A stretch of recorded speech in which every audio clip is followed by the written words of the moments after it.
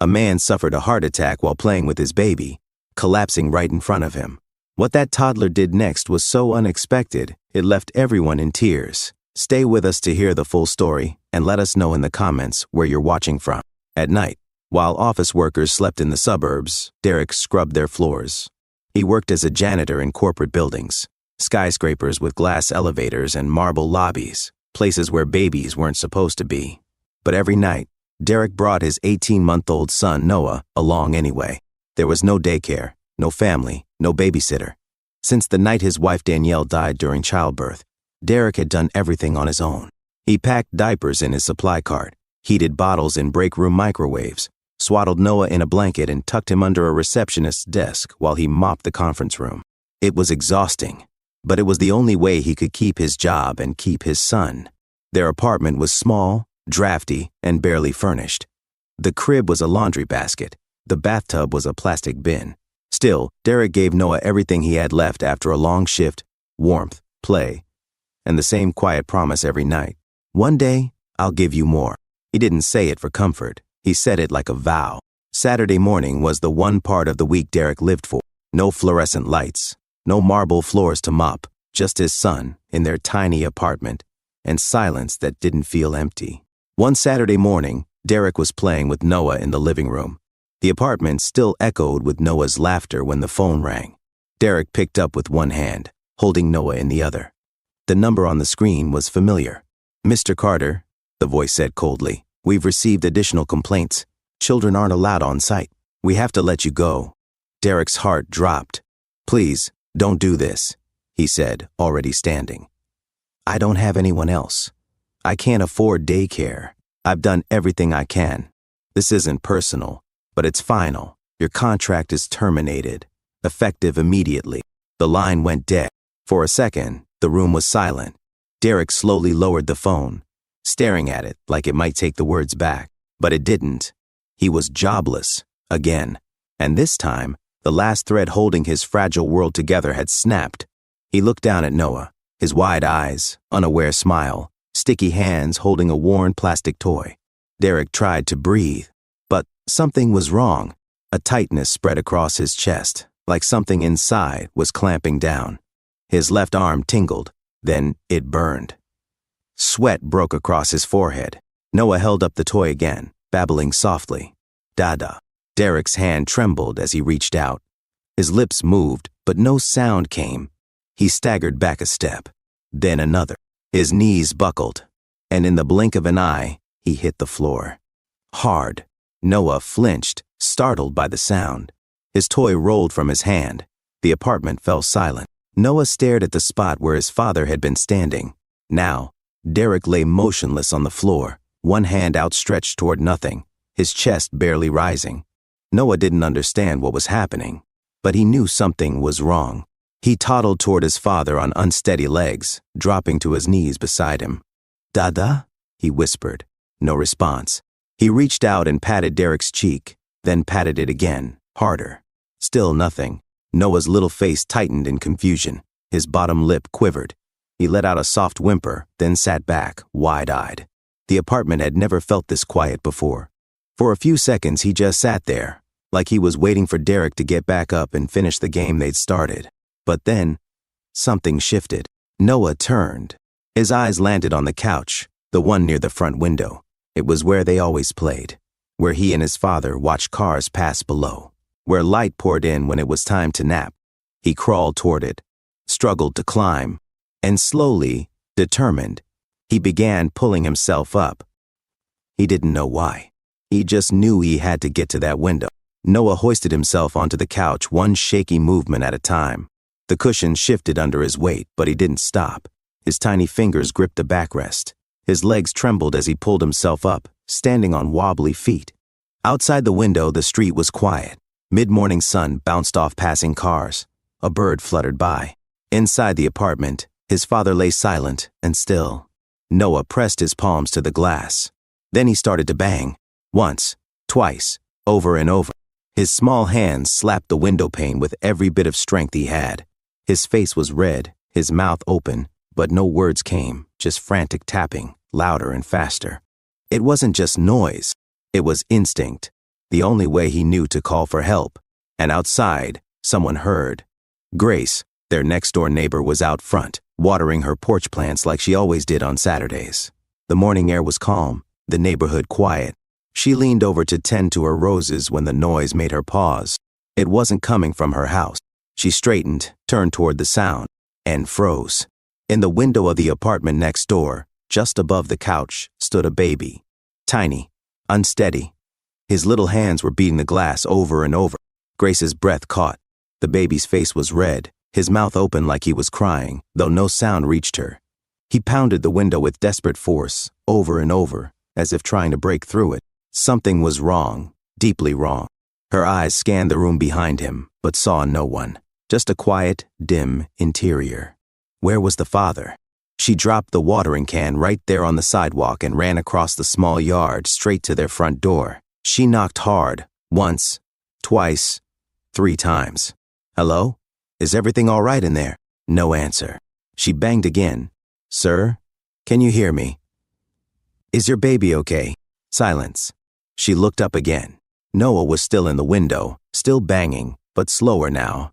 His arms were clearly tired. His face was pressed to the glass, his eyes wide and wet. Grace didn't wait another second. She ran around the side of the building, reached the back door, tried the knob, unlocked.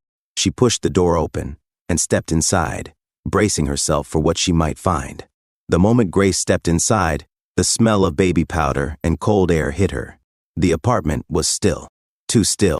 She stepped into the narrow living room, eyes scanning, until she saw him.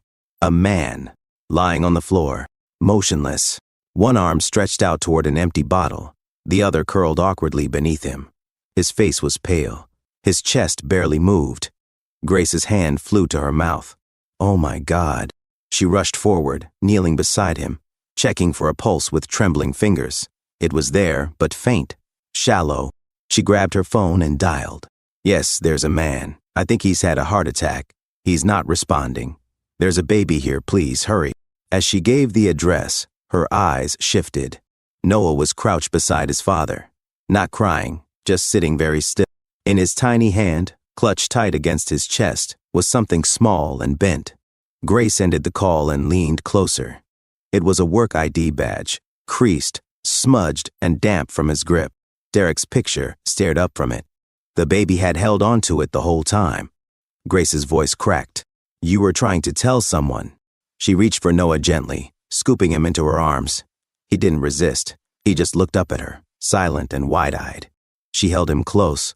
It's okay, sweetheart. I see you now. You did good. The sirens hadn't arrived yet, but help was already in the room, because Noah had brought her there. Red and blue lights painted the walls minutes after Grace's call. 2 paramedics rushed through the door with equipment in hand. Grace stepped aside, holding Noah tightly against her chest. Derrick lay unresponsive on the floor as they checked his vitals. Pulse is weak, BP's low. Let's move now. They worked fast. Oxygen mask, defibrillator pads, loaded him onto a stretcher. Noah watched silently from Grace's arms, wide-eyed, as his father disappeared through the doorway. Grace followed them out, never letting go of the child who had brought her here. The world returned slowly. Beeping monitors, white light, a faint hum. Derrick opened his eyes, disoriented. His chest ached. His mouth was dry. He tried to sit up, but pain held him in place. A nurse appeared by his side. You're in the hospital. You had a heart attack, but you're stable now. His voice cracked as he asked the only thing that mattered. Where's my son? The nurse smiled softly. He's safe. He's right here. Your neighbor brought him in. She found you just in time. Before he could respond, the door opened. Grace stepped in, cradling Noah in her arms. Derrick's breath caught. His son looked unharmed, whole, alive, but different, like he'd aged overnight. Noah reached toward his father, and Grace walked closer. He was the one who saved you, she said gently. I heard him banging on the window. I wouldn't have known anything was wrong if it weren't for him. Derrick turned his head, tears welling in his eyes. You got help. You saved me, buddy. Noah leaned forward, resting his small hand on his father's chest. That tiny hand, just hours ago, was pounding glass, calling the world in. Derrick closed his eyes and whispered, You're the reason I'm still here. Derrick spent 3 days under observation. The doctors didn't sugarcoat it. You're lucky to be alive. Another collapse like that, and you won't be. He nodded, but inside, all he could think about was how close Noah had come to losing him forever, and how no one would have known, if not for Grace. She was there every morning, before visiting hours even started. She brought food, diapers, clean clothes for Noah. She walked him up and down the hall when he got fussy, held him like he was hers. That evening, Derrick finally asked her, "Why are you doing this?" Grace sat in the chair beside his bed, rocking Noah gently. "I lost my husband 4 years ago," she said softly. "Car accident." She paused. "I was 5 months pregnant. A little boy. I lost him too." Her voice barely held together. After that, it was just silence. Quiet mornings. Empty rooms. Nothing to hold on to. Nothing to wait for. She looked down at Noah. Then I saw him in that window, and everything inside me said, "Run, don't wait, get to him." Derrick didn't speak. He didn't have words. Noah, still resting in her arms, stirred. He looked up at her sleepily, then turned toward Derrick. He reached out one little hand, then turned back to Grace and whispered, "Mama." The room fell silent. Grace froze, completely still. Her breath caught in her throat, like she couldn't tell if she'd imagined it. Derrick looked at her. Her eyes were filling, but she didn't blink. Noah repeated it again, soft, like a secret. "Mama." Tears slipped down her cheek before she could stop them. Derrick swallowed hard, but he didn't correct him. Neither of them did, because in that moment, one word had rebuilt something that life had taken from them both. Before Derrick was even discharged, whispers began moving through the hospital. Not about his condition, but about his son. It started with the paramedics, how they arrived to find a man unconscious on the floor and a baby on the couch, hands red from pounding the window. They said the neighbor didn't call. The baby did. A nurse repeated the story during her break. Another one snapped a quiet photo, Noah asleep on his father's chest, still holding that bent work ID badge like it was something sacred. That photo found its way online. No names, no filters. Just 5 words. This baby saved his father. The internet didn't scroll past. It stopped. By the next morning, headlines were everywhere. Month-old brings help by banging on window. Toddler saves father from heart attack with bare hands. Noah hadn't used words. He hadn't called 911. He hadn't known what to do. But he'd done the one thing no one else could. He got the world to notice. And it listened. Donations followed. Groceries, diapers. A local company offered Derrick a job with flexible hours and childcare support. But none of it meant more than that moment in the hospital, when Derrick looked into his son's eyes and whispered, "You saved me, Noah. You really did." And he meant it. Because without that window, without those tiny fists, he wouldn't be here. The headlines faded after a few weeks, but Derrick couldn't forget. He didn't want the story to end with likes and shares. Because what Noah did wasn't about attention. It was about survival. It was about love. One evening, as Grace tucked Noah into a hospital cot, she turned to Derrick. "You're not the only one out there," she said. "Working all night with no one to help. Maybe we could do something about that." Derrick didn't hesitate. They took the donations from strangers, the savings Grace had quietly held on to. And the moment that almost broke them became the foundation of something bigger. They called it Noah's Light, a night care center for parents like Derrick, who worked late shifts, cleaned offices, drove buses, stocked shelves, parents who didn't have options, but still showed up. It opened in a modest building with secondhand furniture and warm yellow lights. They didn't have much, but they had everything that mattered. Care, dignity, understanding. On opening night, Derrick walked through the dim hallway, switching off lights room by room. He paused at the nursery door. Inside, a few toddlers slept in tiny sleeping bags, safe and warm. And there, in the corner, was Noah, curled against Grace's side, holding her hand. Derrick stood in the doorway, quietly watching. "One day," he used to whisper, "one day, things will be better." And now, they were. Because a baby who couldn't even speak taught the world how to listen. But survival was only the beginning. What followed, Grace's quiet strength, the bond they built, the love that grew between them, was the life Derrick never thought he'd have again. They married 2 years later. A simple ceremony behind Noah's Light surrounded by families they'd helped and lives they had touched. Noah, now 3, stood proudly at the center of it all, the same child who had once been so small, so helpless, and yet had changed everything. Derrick often stood at the nursery window of the center, watching other exhausted parents bring their children in late at night, some in uniforms, some in tears. And every time he saw them walk back out with a little less weight on their shoulders, he smiled, because he knew what it meant to be alone, and what it meant to be rescued by someone who shouldn't have had to, but did. He looked over at Grace and Noah, the family he never expected, and quietly said, not out of memory, but out of truth, "You didn't just save my life, son. You gave me the reason to live it."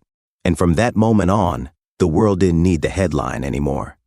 The story lived in the lives they touched, in every hand they held, and in every quiet miracle that followed. Sometimes, a hero doesn't wear a cape. Sometimes, they're not even tall enough to reach the doorknob. Sometimes, they're just a baby, banging on a window, refusing to let love die. If a child barely old enough to stand could save a life, imagine what could happen if we all responded with that kind of love and courage. If this story touched your heart, leave a comment and tell us what part of this story moved you the most. Share it with someone who needs a reminder that even the smallest actions can change everything. And don't forget to subscribe so you never miss a story that might move you just as deeply. Thank you for watching. We'll see you in the next story.